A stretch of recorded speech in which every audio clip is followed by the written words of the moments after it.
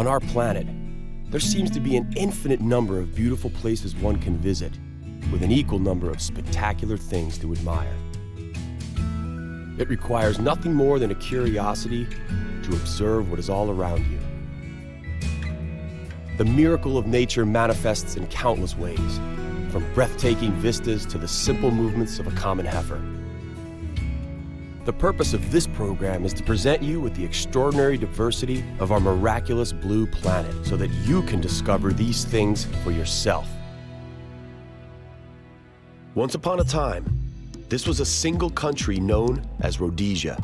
Today, it lies divided by a national boundary. Zimbabwe was initially southern Rhodesia and lies to the south of Victoria Falls along the river Zambezi. Zambia was initially northern Rhodesia and lies on the other bank of the river. Zimbabwe is a landlocked country in the southeast of Africa. Its southern border is with the country of South Africa. According to archaeologists, the earliest records indicate that first human settlements in this area reach back to the 3rd century.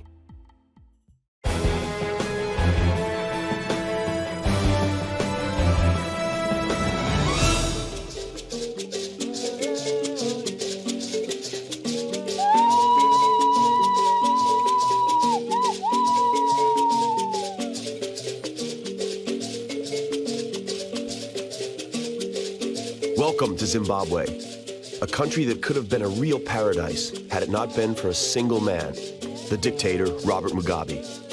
He celebrated his 88th birthday this year and has ruled Zimbabwe for 32 years. For decades, Zimbabwe has served the African continent as the main supplier of wheat. Today, as a result of Mugabe's rule, 4 out of 5 people are unemployed and starvation is commonplace.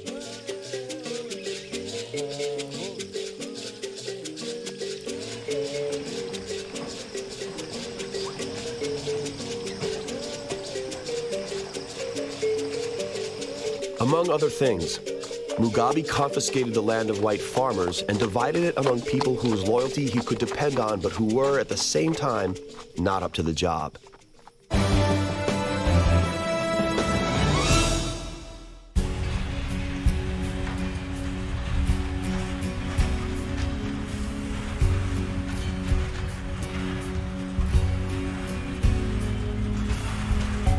Few other African countries enjoy such an abundance of natural wealth. Zimbabwe is rich in gold, coal, chromium, silicon, and nickel.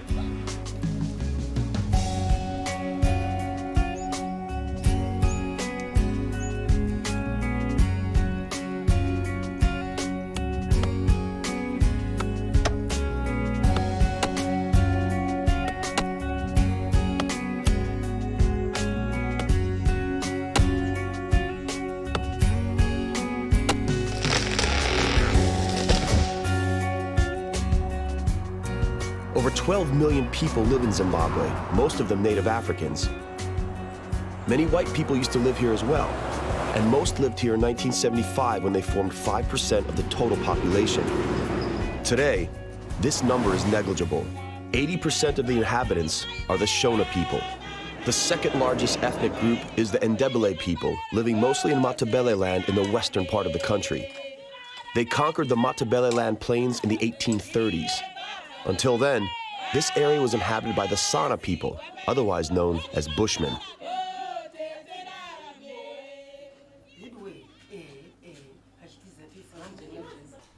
Zimbabwe ranks high in some pretty sad statistics. Life expectancy, for example, has been reduced from 61 to 34 over the last 20 years.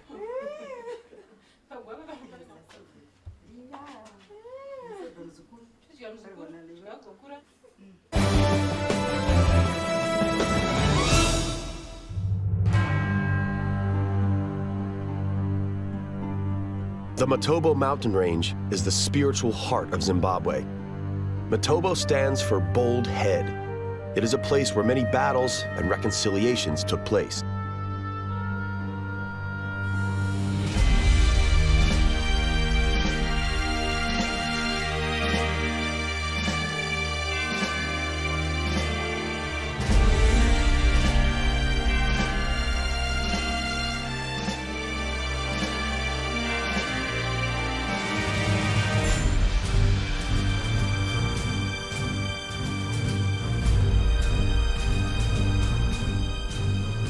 The caves found in the Motobo Mountains hide many mysterious wall paintings depicting hunting scenes. Some are as old as 10,000 years. Human remains and prehistoric tools reaching back 35,000 years were also discovered in these caves. Cecil John Rhodes, a British entrepreneur after whom the country was initially named Rhodesia, has his tomb atop this mountain range.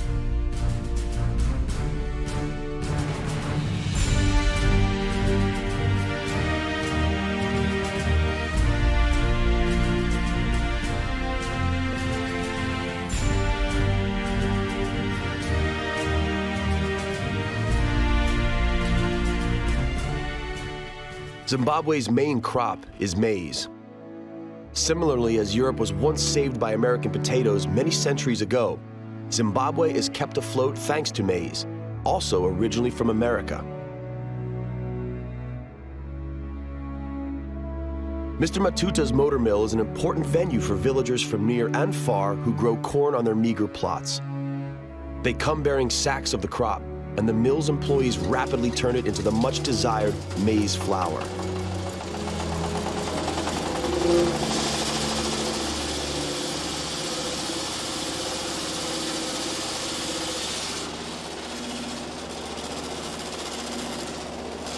The old and worn machine makes the job rather risky. Fingers are constantly in danger of being chopped off. The flour grinding process always attracts curious onlookers. The owners, on the other hand, prefer a nap in the shade.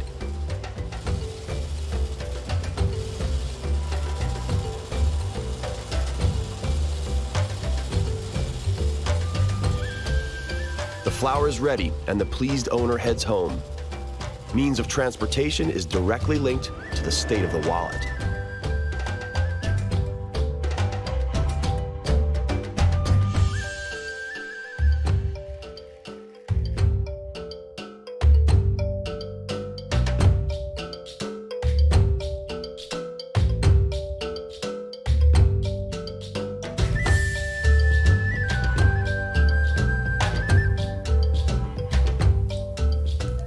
Sadza is Zimbabwe's national dish.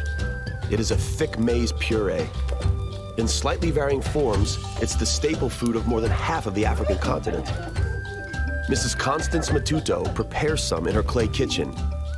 When seasoned with a little oil and spices, it makes for a tasty and nourishing meal. Cutlery is nowhere to be seen, but the crockery is lovely.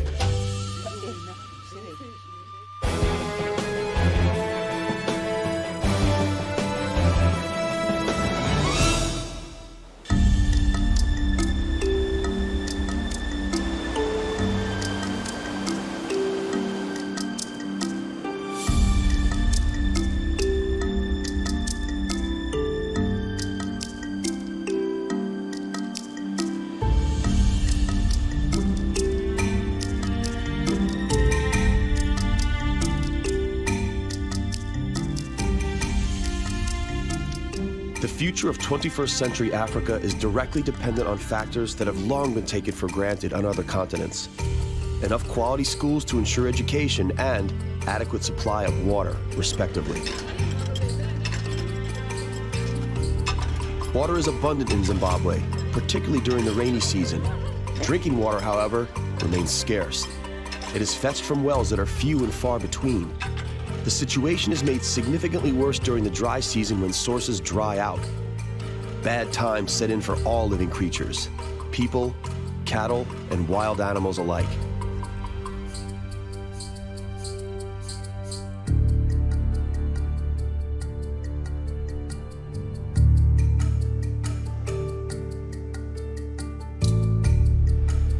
Desperate times call for desperate measures.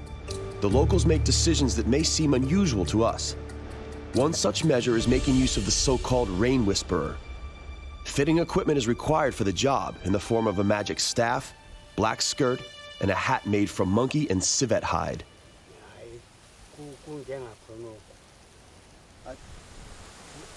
The sacred ceremony in one of the mysterious Nyelele mountain caves in the Matabele Mountains is out of reach to whites, who are believed to have transparent ears and could not hear God's voice in any case.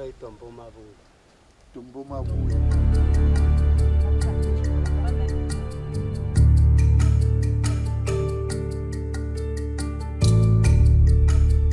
seems that God has been merciful, just like every year at the onset of the rainy season. After all, who cares whether the rain was brought by nature or by supernatural forces? What matters is that it is raining, and hard.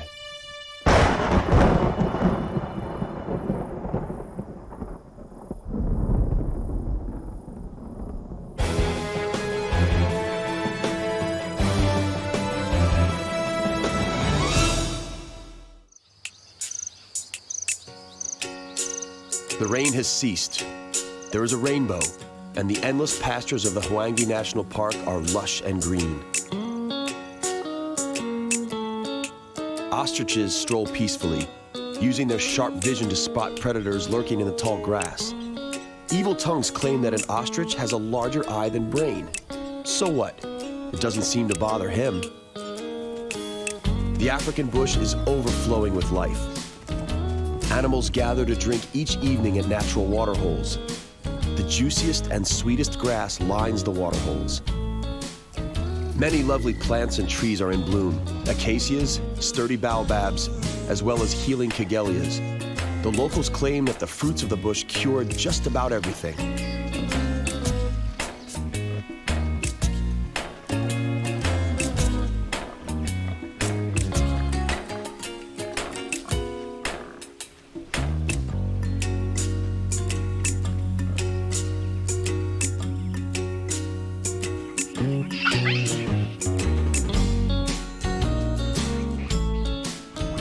The diversity of life here highlights the intricacy of the ecosystem and the importance of every animal. This is the time to slow down and really look around.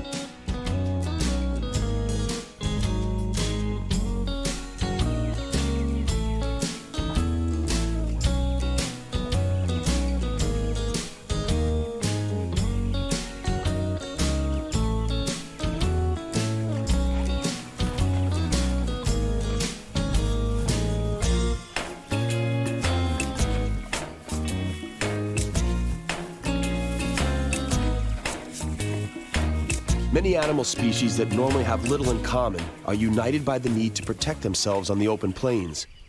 For this reason, ostriches, zebras, and wildebeests are seen here living as one. The arrangement is mutually beneficial. Some have better vision, while others have better hearing, and as such, together they have a better chance of spotting approaching danger. There is power in numbers. Wildebeest are truly remarkable creatures. It's almost as if God had a few bits left over when creating the animal kingdom and used those bits to create a half-horse, half-cow as a prank. In other words, the wildebeest. In reality, wildebeests are relatives of the antelope in the Bovidae family. The tallest land animal, the giraffe, also lives in the Canary Park. The males reach a respectable height of 5.5 meters and weigh around a ton.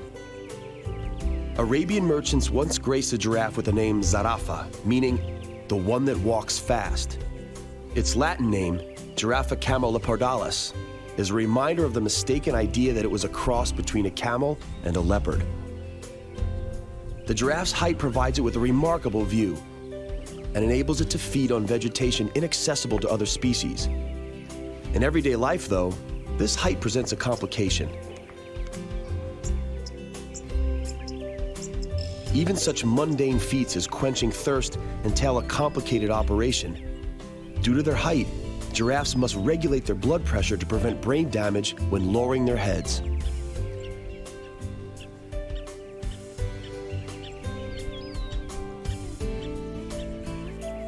Pride of the Canary National Park is the rhino. According to one of the rangers, Godfrey Kanye, annually poachers in Zimbabwe kill tens of rhinos. Although it seems to be a silly superstition, powder made from the rhino horn is still used today in traditional Asian medicine as a potent aphrodisiac.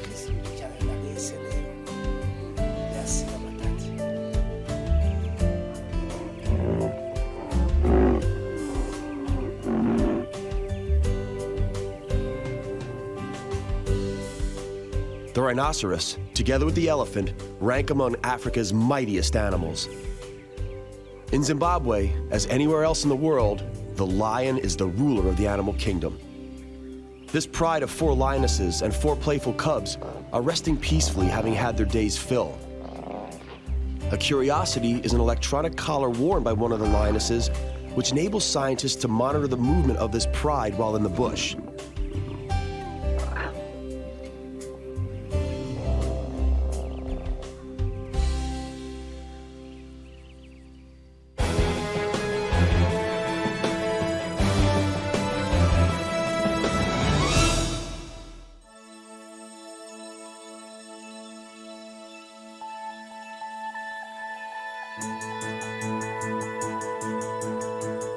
Alongside its wildlife, Zimbabwe has many other attractions. With Zambia, it shares a world rarity.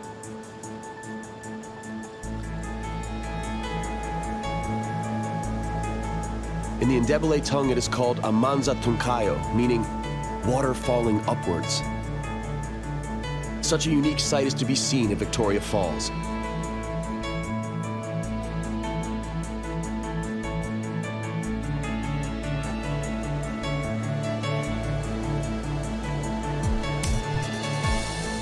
The waterfall was discovered in 1855 by a Scottish traveler and missionary, David Livingstone, who proclaimed that such a stunning sight is certainly admired by angels as they fly overhead.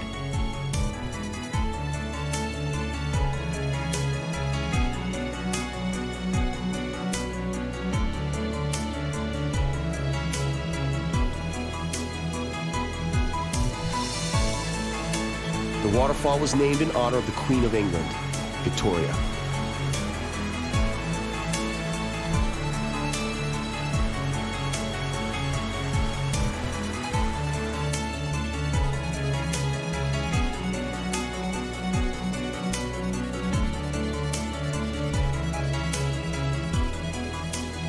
On its way toward the Indian Ocean, the 1,700-meter-wide Zambezi River suddenly drops into 100-meter depth.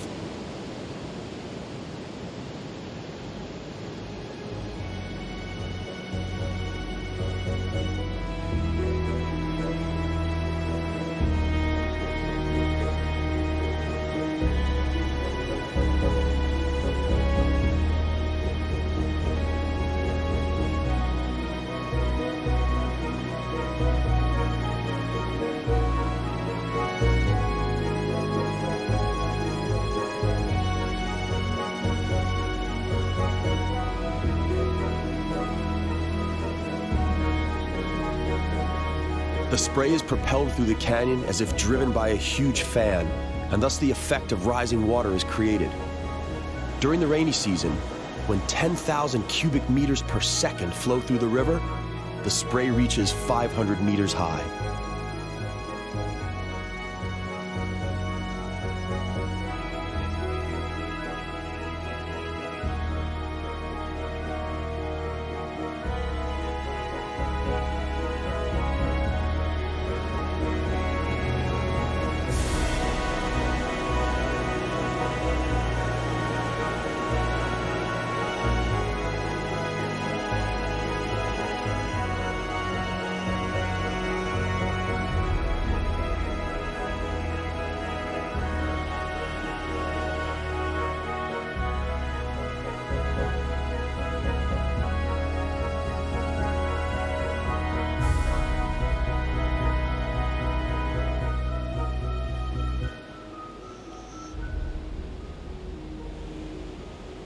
The wild rapids on the river Zambezi are tamed by the massive Kariba Dam built at the end of the Batoka Pass. The dam has been essential to the development of the mining industry, which requires substantial amounts of electrical energy. On the other hand, the dam has driven out the Tonga tribe, who inhabited the river's banks and lived off fishing. Long gone are the romantic times when hydroplanes were the only means of travel from England to southern Africa. Today, there are much more prosaic means of transportation across Zimbabwe. The bravest of the wildlife admirers may wish to encounter Africa's deadliest animal, the hippo. There are up to 20 hippos in a single bay. The hippopotamus, although a vegetarian and apparently clumsy, is capable of decent acceleration. Hippos are territorial and can be driven to furious rage when their habitat is compromised. The locals claim that whoever crosses a hippo's path seldom gets away alive. As this bad-tempered specimen clearly demonstrates, the hippo is well equipped to bite an uninvited intruder in half. No need to test all theories, surely.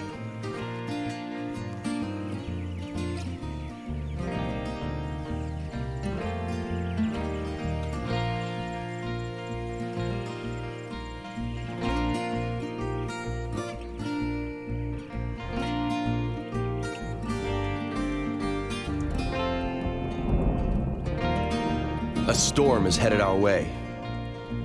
During the rainy season, it rains more or less non-stop for almost 100 days. The storms irrigate the scorched land, and dried out riverbeds, as well as water levels in lakes, rise by several meters.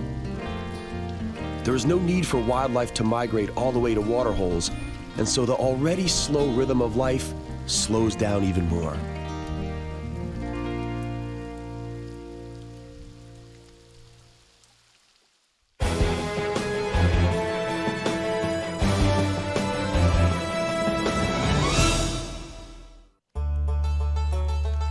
These little hunters have caught meat for lunch in the form of some unappetizing-looking frogs. The housewives blanch the frogs alive. Then they are cleaned, gutted, and slow-cooked in brine until tender. It makes for an unattractive dish, but one that would probably work well in a French restaurant.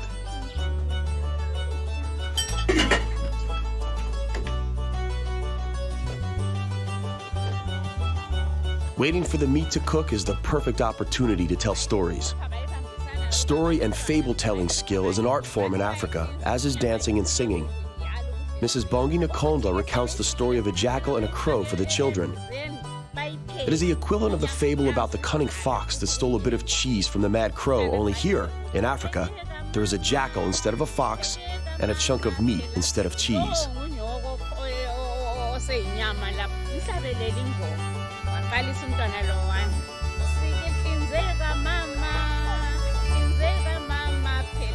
The frogs are done, and everyone awaits a piece of the delicacy. Lack of foodstuffs is a problem in Zimbabwe. The people in the famine-stricken areas, and the children in particular, are dependent on foreign aid. These kids count among the luckier ones.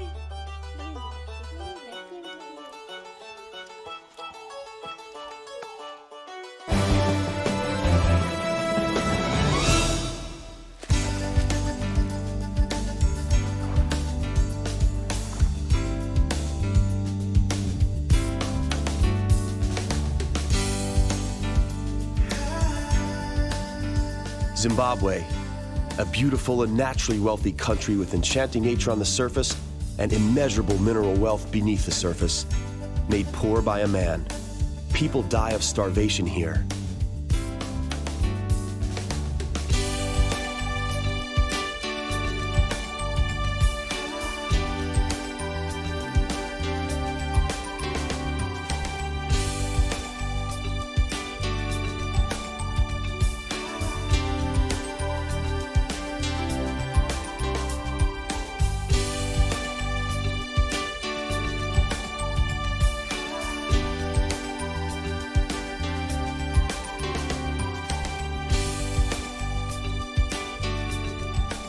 Let us pray that this splendid part of Africa has happier times and wiser rulers in store for it.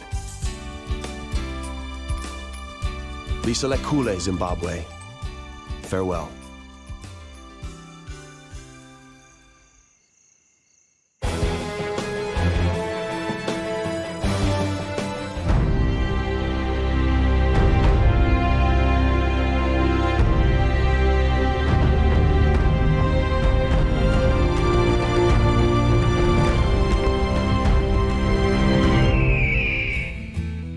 On our planet, there seems to be an infinite number of beautiful places one can visit, with an equal number of spectacular things to admire.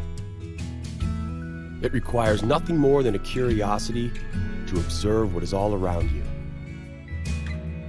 The miracle of nature manifests in countless ways, from breathtaking vistas to the simple movements of a common heifer. The purpose of this program is to present you with the extraordinary diversity of our miraculous blue planet so that you can discover these things for yourself. Today's journey in search of incredible miracles of nature begins in the Canary Islands. Lanzarote is of a volcanic origin. Volcanic activity created a fantastical landscape, similar to that on Mars. On Gran Canarias, we will witness a traditional harvest of a crop that has been brought to the rest of the world from here, sugarcane. We will wrap up today's episode in the Moroccan province of Guelmin, home to a nomadic tribe whose inseparable companions are camels.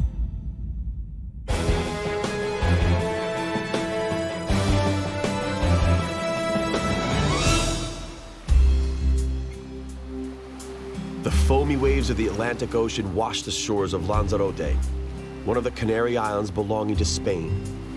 The island owes its unique natural characteristics to a series of volcanic eruptions between 1730 and 1824 that completely changed the landscape.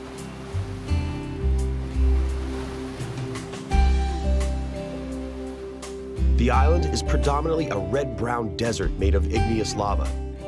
It is hardly surprising, then, that the landscape is often compared to that of inhospitable Mars.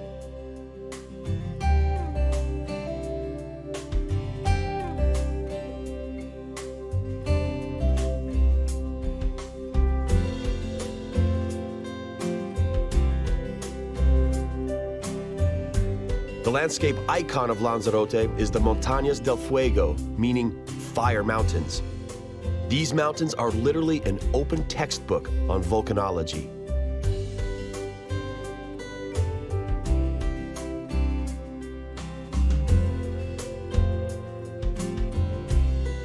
The bare landscape offers very little moisture, and almost nothing grows here apart from a few endemic types of succulents and lichens. While the people of Lanzarote literally walk on hot ground, there is currently no threat of more volcanic eruptions. A few meters below the Earth's surface, the temperatures reach as much as several hundred degrees Celsius. For centuries, the local people have been fighting bravely against heat and insufficient moisture. The round shapes in the La Cherie Valley are not volcanic craters, but artificially built vineyards.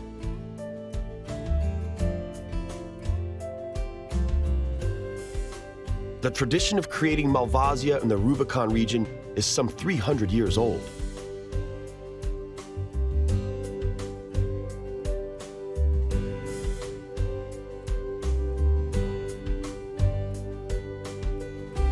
Lanzarote is even more famous for its cheese production than wine cultivation. The cheese is made from goat's milk because goats are capable of surviving on the very sparse vegetation available here. Some types of the renowned local cheeses ripen up to 2 years. Most, however, are consumed immediately or the second day after being made. The local cheeses are well known for their earthy taste, where the heat of the climate and the moist ocean winds blend. The cheese is made using sea salt, and the rays of sun blaze the landscape daily.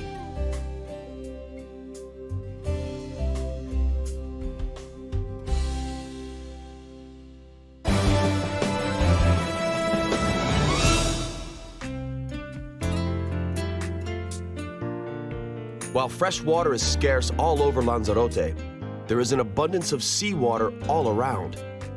In the Hanaubio Bay, sea salt has been extracted from the ocean for centuries.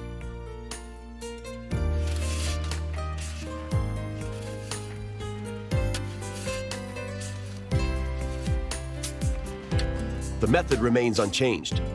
The water is poured into shallow vessels, and the sun takes care of the rest.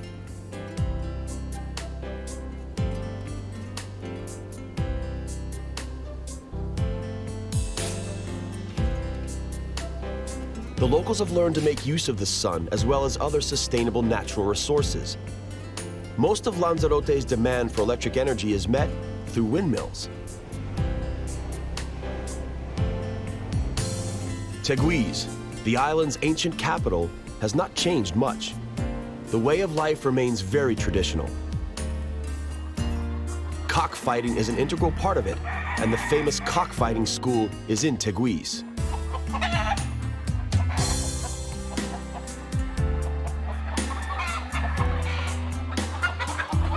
The sharp spurs of the colorful warriors must be covered during practice because they could hurt or even kill the opponent. This tradition may seem cruel to some, and it is. But nature has made sure that the cock's instinct is to fight.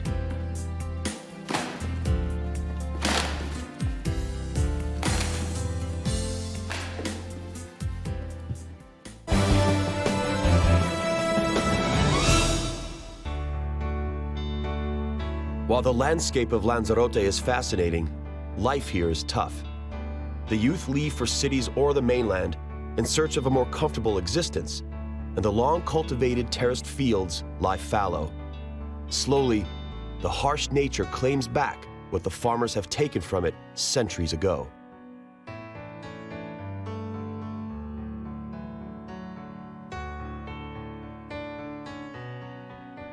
Cacti are not grown on Lanzarote only to please the eye. The vast opuntia plantations make it appear to be somewhere in Mexico, which is understandable, since this is where the opuntia was imported from.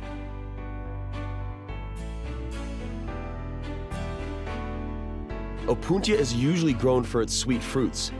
This is not the case on Lanzarote. Here, the cochineal is bred on it.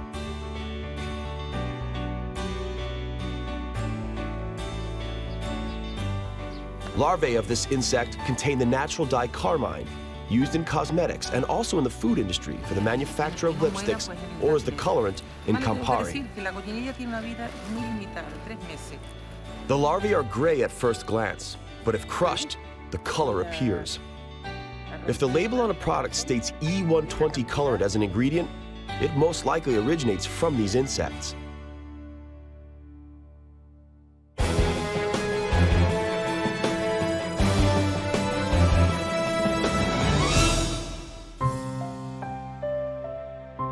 Thick clouds are accumulating above another of the Gran Canaria Islands, Gran Canaria.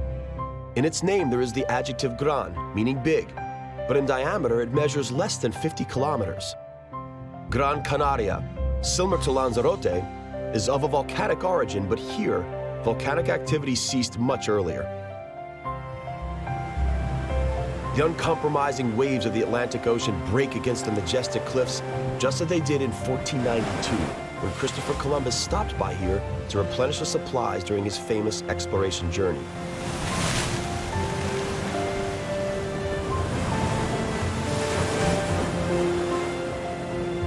The landscape on Gran Canaria is much more malleable and richer than that of Lanzarote.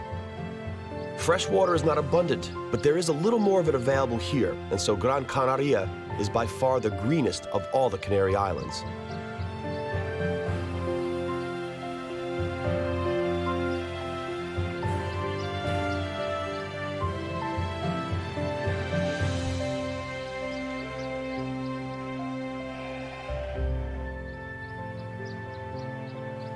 Very little information is known about the Guanches, the natives of Gran Canaria, who lived here as far back as 1,000 years.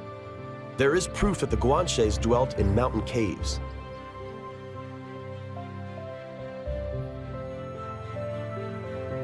The caves maintain a pleasant temperature even when it is excruciatingly hot outside. The Guanches used caves like Cenobia de Valaron to live in, but above all, they used them to store food. Many of the locals still live in small houses adjacent to the mountains, and their rooms were carved by bare hands of their predecessors.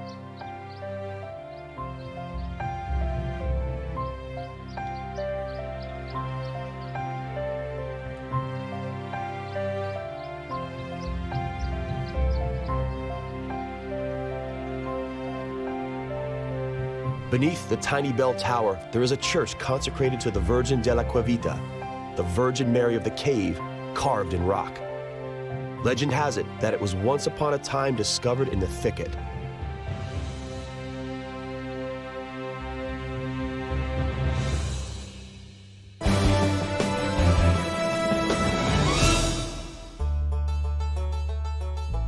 The most important symbol of Gran Canaria are not caves, but a tree.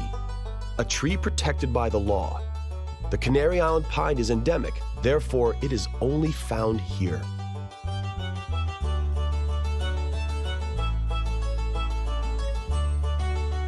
These pines absorb all the moisture they need from air. It is a sort of camel among trees. It's capable of accumulating more moisture than it requires immediately, and as such, it survives long periods of drought on the inhospitable slopes of Gran Canaria.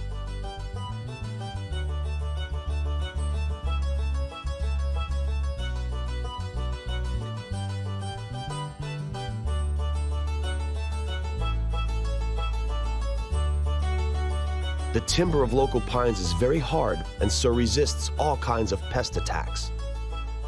This characteristic is welcome in wood carving. The older the timber, the more resin it contains. The resin gives the wood a reddish hue and adds to its hardness.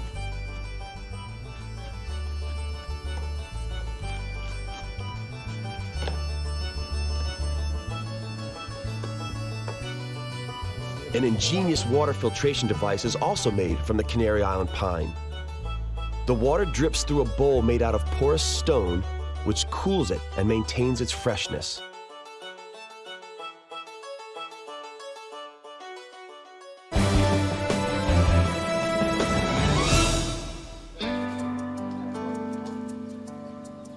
An important local crop is caña, sugarcane in other words. Although it's now being cultivated only on a small area of the island, it was first imported to America from the Canary Islands. In sugarcane cultivation, it is necessary to carefully remove dry leaves and bad stalks that have not grown properly and could slow down the growth of the healthy ones. The hard labor involved in sugarcane cultivation was the reason why sugar refineries were moved to America. Sugarcane is harvested manually here, unlike in America, where sugarcane fields are burned. Stems as high as 5 meters are chopped and harvested by hand.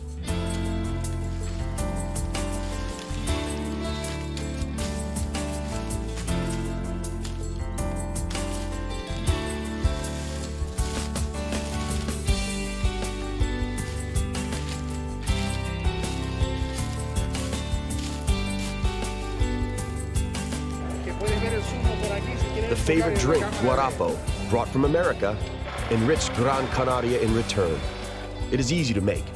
Freshly pressed sugarcane juice with mint leaves added to taste and to lessen the sweetness.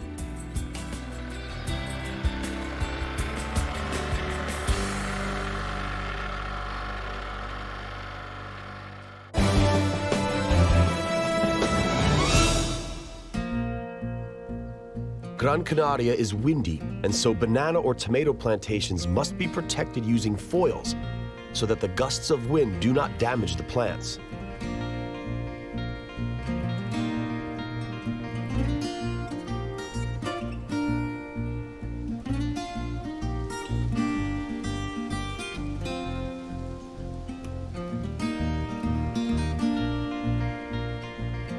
Local bananas are well known. Cutting their flowers is an important task because it has a considerable effect on the final taste and appearance of the bananas.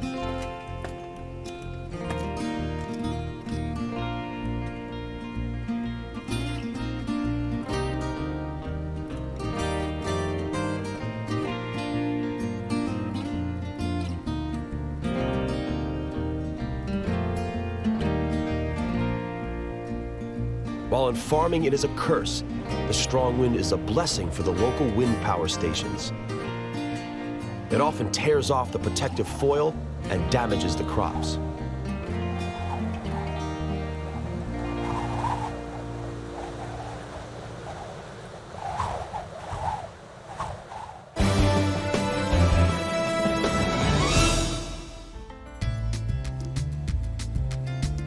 This is not the Sahara, although the sandy dunes of the southern part of the island do resemble it. It goes without surprise, since Africa is a stone's throw away.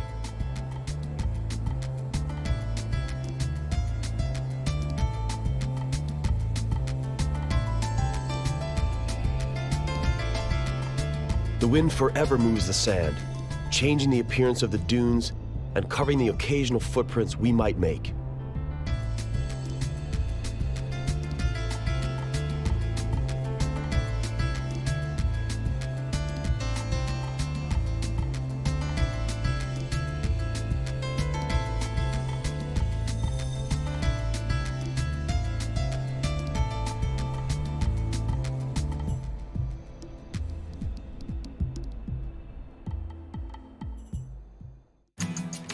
The beaches that 3 million tourists visit each year are also in the south. Most of the visitors are content with crystal clear waters and sandy beaches. The other natural wonders of Gran Canaria usually go unnoticed.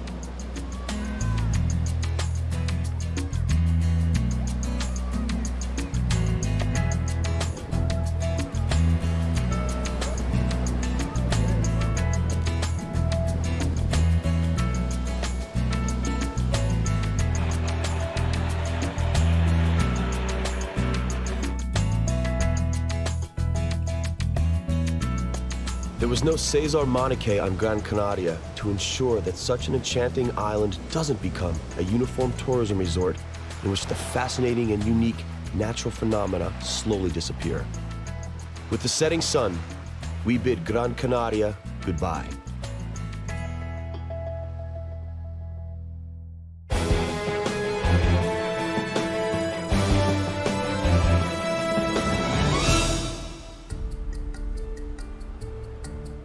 We now travel to the Moroccan province of Guelmin, which lies in the very south of the Moroccan kingdom. Guelmin, the land of nomads and camels. This is where the world's largest desert, the Sahara, touches the Atlantic Ocean. Even though the original nomadic way of life disappears slowly, many still live as their predecessors did. They traverse the desert with their leather and fabric tents.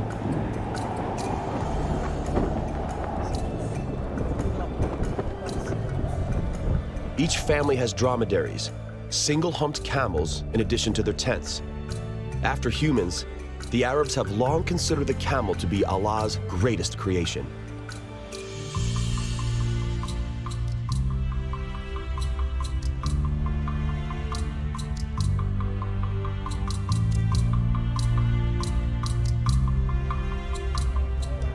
The biggest camel market in Africa takes place in the capital city, also called Guelmin.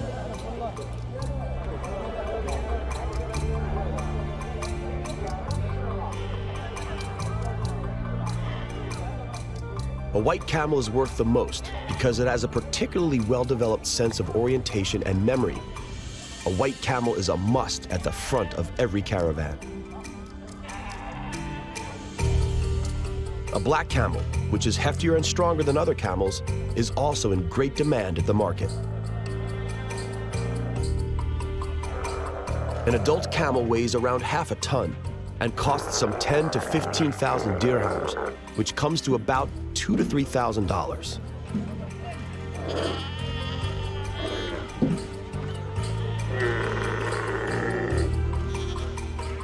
The purchased animals are not handled with much consideration. No wonder.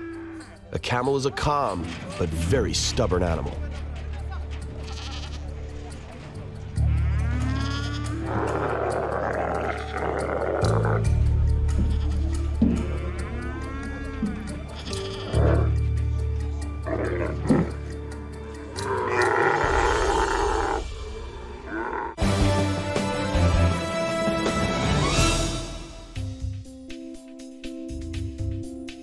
A little further north, there are Opuntia plantations. Here, they are grown just for their tasty fruits.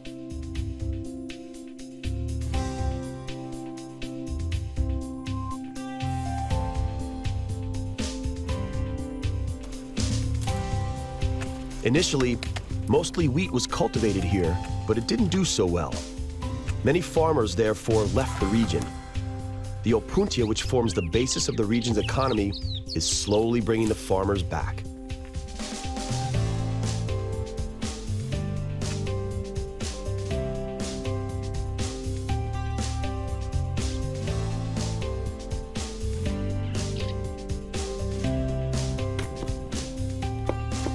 The fleshy opuntia leaves are also utilized. There is not much else in terms of vegetation, and so chopped opuntia leaves are fed to livestock.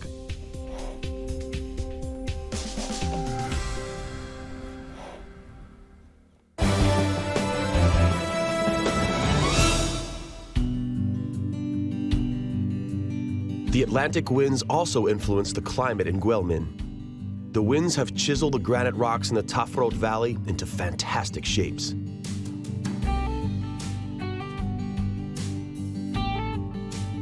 This rock, standing tall above Berber houses, is named Napoleon's Hat because of its shape.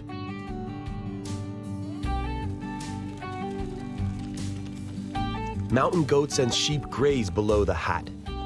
Grass is scarce, and so they eat mostly the arganu trees. Healthy trees live 150 to 200 years and do not grow anywhere else than here in the Moroccan mountains.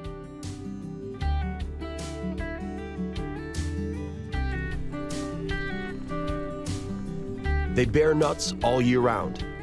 The goats living in such harsh conditions find a valuable nutrient in these nuts. It is so vital that the goats have learned to climb the trees to reach them.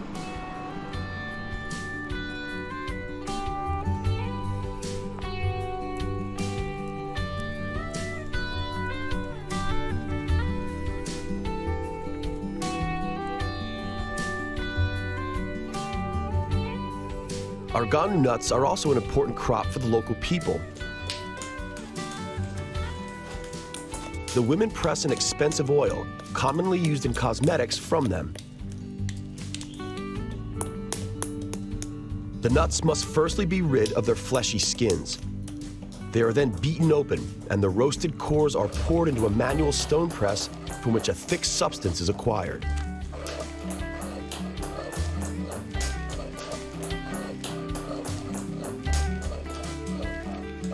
It is then soaked in water, and dry matter used for feeding domestic animals is condensed out of it.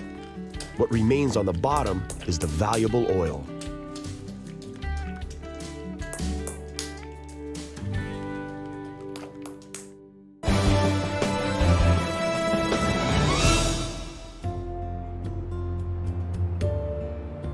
In Guelmin, too, the waves crush with enormous force against the rocks.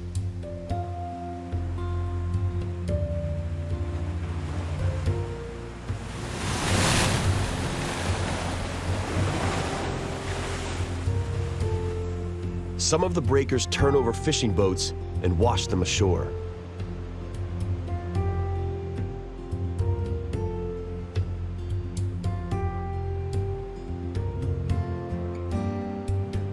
The loveliest place on the coast of Guelmin is a place called Lexira. A truly unique phenomenon is found here, a rock made up of granite and red sandstone.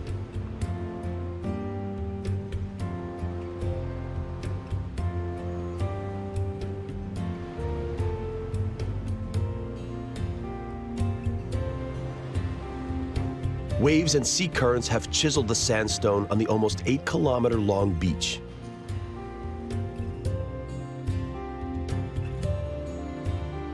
Everything we've seen today proves that even the smallest things may be miracles.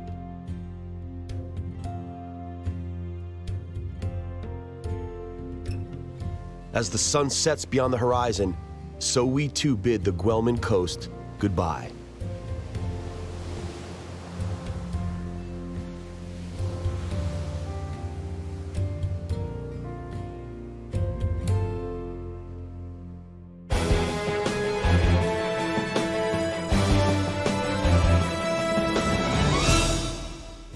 Our journey to the miraculous nooks of our planet comes to an end for now. On the next exploration of our compelling and bountiful planet Earth, we'll go to Mexico and the Caribbean. In the Mexican province of Veracruz, we'll encounter marvelous orchids and learn a thing or two about vanilla. On the Cayman Islands, we'll delight in the splendor of abundant marine life and meet the reptiles that gave the islands their name. That's all right here on Miracles of Nature. We hope you'll join us.